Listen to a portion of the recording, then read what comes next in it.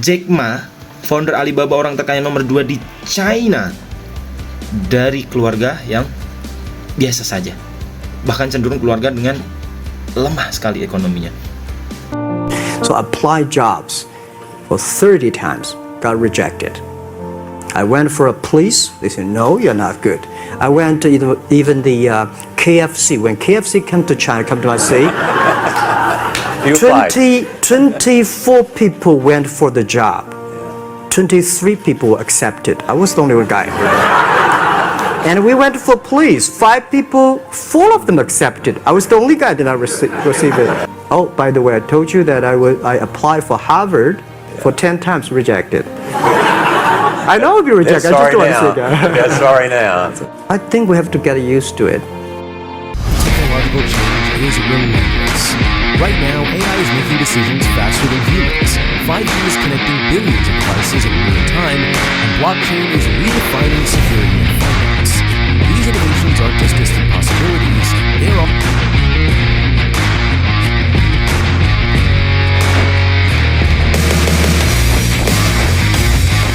November 11th, 1918. All across the Western Front, the clocks that were lucky enough to escape warned them of coming.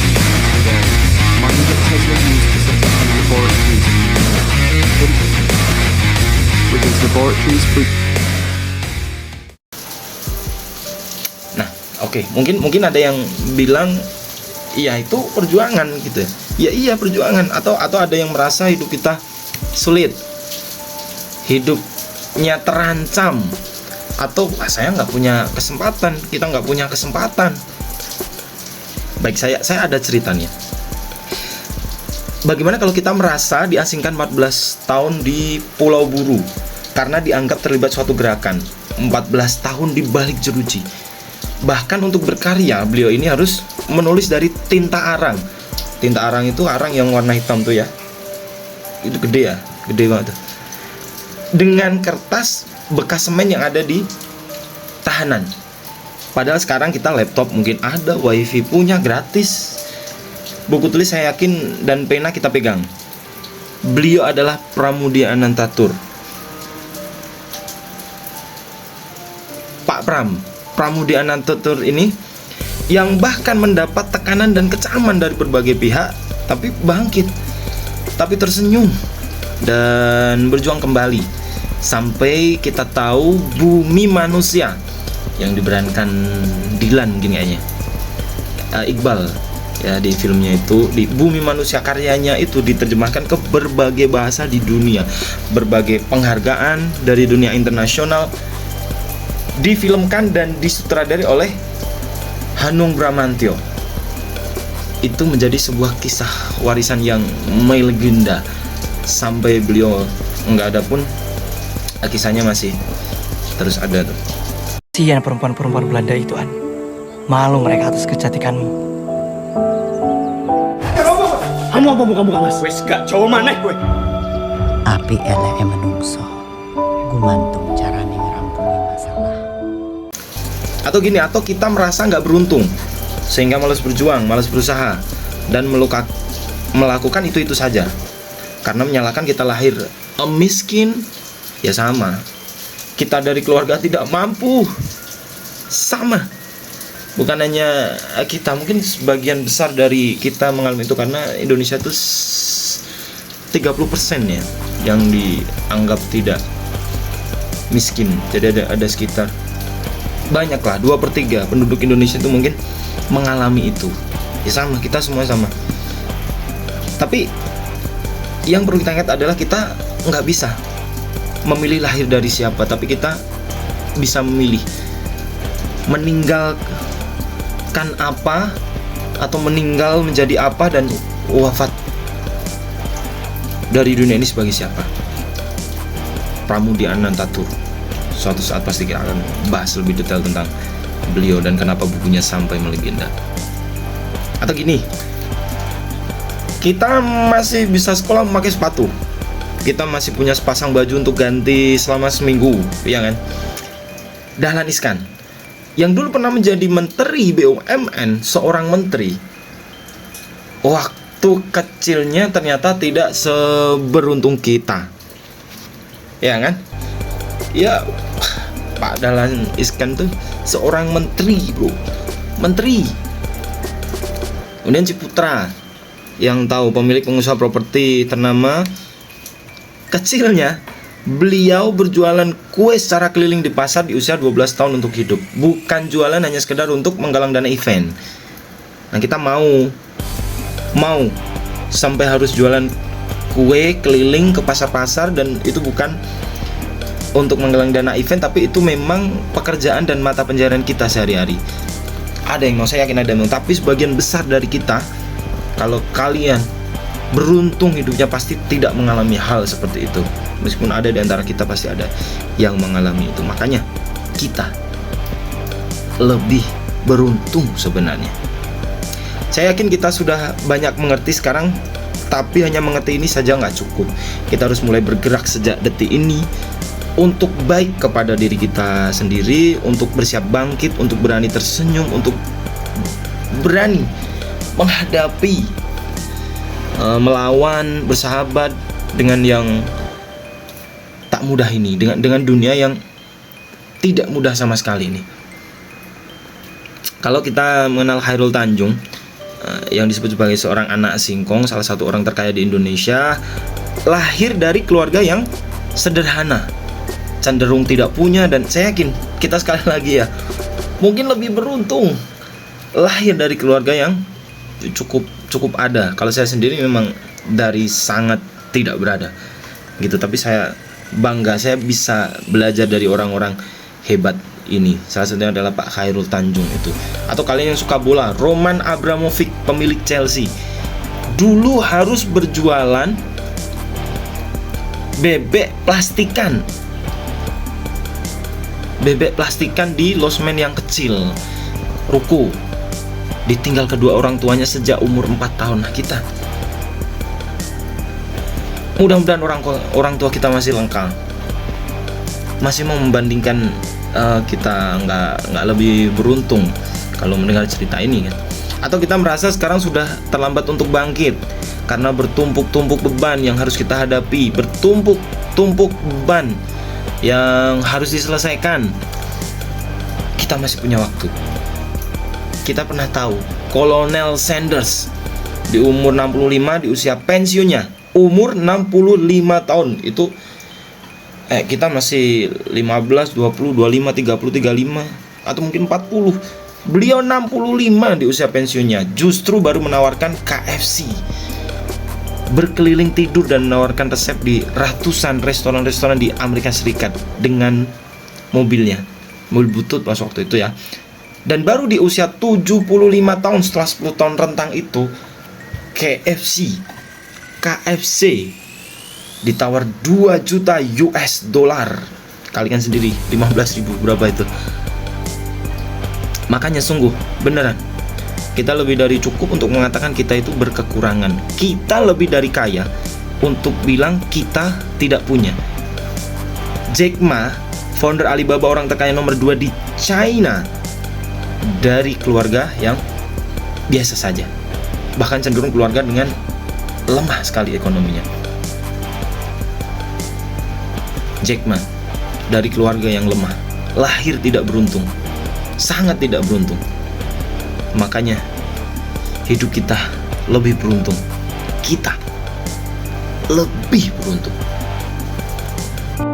So I applied jobs for 30 times, got rejected. I went for a police, they said, no, you're not good. I went to even the KFC. When KFC came to China, come to my city, 24 people went for the job. 23 people accepted. I was the only one guy. And we went for police. 5 people, 4 of them accepted. I was the only guy that I received it. Oh, by the way, I told you that I applied for Harvard for 10 times, rejected. I know I'll be rejected. I just don't want to say that. Sorry now. I think we have to get used to it. Makanya jangan pernah berkata kita nggak beruntung hidup di dunia ini, karena bukan karena hidup kita, tapi karena mindset kita, isi kepala kita, kepekaan hati kita, yang kurang beruntung. Pola pikir kita memang harus dibenahi, benar-benar harus dibenahi. Kalau kita pernah gagal, berapa kali kita gagal? Dan berapa kali kita berusaha lagi? Berapa kali kita memilih tak melanjutkan kegagalan itu? Berapa kali memilih untuk bangkit? Bicara gagal, Bob Sadino almarhum adalah bapak ladang kegagalan. Berpuluh-puluh kali mengalami pahitnya ketidakberhasilan. Dari mulai beliau pernah dapat upahnya 100 rupiah di zaman itu. Dagang telur, supir taksi, jualan daging olahan. Begini Andi, sebelumnya kehidupan saya itu sangat nyaman Andi. Saya mau apa hari ini juga saya bisa tak punya. Saya pulang ke Indonesia 3 bulan, saya masih bekerja pada perusahaan itu. Satu malam saya bilang sama istri saya, "Ma, besok saya nggak mau kerja." Tiba-tiba ngomong begitu? Tiba-tiba ngomong gitu. Besokannya saya jadi supir taksi. Nah, sesudah taksi itu ketubruk, saya nggak punya uang. Saya juga nggak mikir panjang, saya jadi kuli bangunan di Kemang. Gajinya 100 rupiah per hari. Makan gado-gado telur. Setahun ini. Nah, sampai pada akhirnya mata saya mulai lihat, loh, ini telur nih beda. Nah, itulah saya mulai terus. Disitulah saya yang namanya mulai usaha tuh di situ. Tapi setelah tiada sebagai seorang inspirator bagi para pengusaha, dipandang sebagai seorang miliarder di Indonesia, Pak Bob Sadino itu. Tentang gagal yang lain, misalkan J.K. Rowling, penulis Harry Potter. Semua baca pastian, sebagian besar Harry Potter itu. Karyanya Harry Potter terjual 7,7 miliar US dollar. Ini setara dengan 114 T, bukan 171 T, 114 T, 7,7 miliar US dollar. Banyak sekali mengalami kegagalan. Ditolak setidaknya 12 penerbit, punya segudang masalah dalam hidupnya yang bisa jadi jauh lebih banyak daripada kita. Bahkan sampai divonis depresi, sampai ingin mengakhiri hidup. Tapi itu bukan pilihan, ya. Beliau bangkit dan berjuang sebisa-bisa yang ia lakukan. Jadi tolong ingat kembali, usaha kita sampai sekarang kita lebih beruntung. Lebih beruntung. Stephen Hawking neuron motoriknya sulit, beliau seorang ahli fisika. Steve Jobs disleksia, pendiri Apple. Beethoven pendengarannya rusak tapi komposer dunia. Stevie Wonder yang tunanetra punya piala Oscar. Helen Keller tuli dan buta, seorang dosen pengajar. Marley Matlin tunarungu, pemenang Academy Award. Gila. Nick yang tadi kita ceritakan tanpa tungkai, tanpa tangan dan kaki, jadi motivator dunia. Anthony Robles satu kaki, jadi pegulat pro. Tony Melendez tanpa 2 tangan, pemain gitar. Angki Yudhistia disabilitas tunarungu tapi magister S2, pendiri Disable Enterprise. Jadi jangan pernah menyerah hanya karena kita berkekurangan, karena semuanya sama. Pak Pram Pramudianantatur diasingkan dan dikecam, karyanya mendunia. Dahlan Iskan tidak mampu sejak kecil menjadi Menteri BUMN. Ciputra masa kecilnya kesusahan, pengusaha properti. Ternama Khairul Tanjung dari keluarga kecil, berkali-kali gagal, salah satu yang terkaya di Indonesia. Abramovich, fans Chelsea, saya Liverpool, fans MU juga boleh. Ditinggal orang tua sejak 4 tahun, salah satu yang terkaya di dunia. Kolonel Sanders di usia 75, kita masih berapa sekarang? Masih ada kesempatan kan? Usahanya baru menuai hasil di usia 75. Jack Ma sama sekali dari bukan siapa-siapa menjadi terkaya nomor 2 di China kala itu. Bob Sadino berkali-kali gagal usahanya, akhirnya menjadi seorang miliarder. J.K. Rowling banyak sekali masalah hidupnya, tapi bangkit dan Harry Potternya terbaik di dunia. Oke, mungkin kita beralasan, ya jelas mereka orang-orang hebat di dunia. Lah terus lah gimana?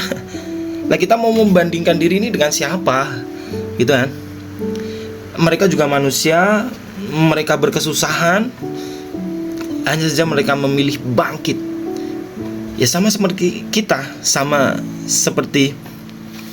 kita, dan jelas kita harusnya lebih beruntung dari mereka, lebih beruntung dari orang-orang hebat itu saat ini. Jadi kita harus lebih baik, kita harus lebih hebat dari diri kita sendiri yang saat ini. Selama kita masih memiliki diri kita sendiri, kita masih berjuang, masih mau dan masih bisa berjuang, selama kita masih mengenali isi kepala kita sendiri, kita masih sadar, kita jauhkan stres itu, kita masih bisa bangkit.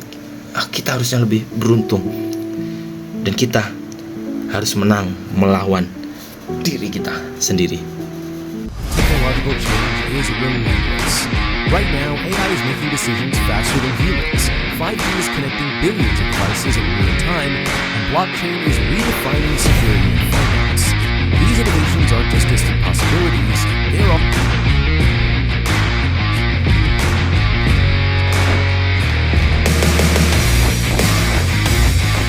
November 11th, 1918. All across the Western Front, the clocks that were lucky enough to escape warned them of sudden.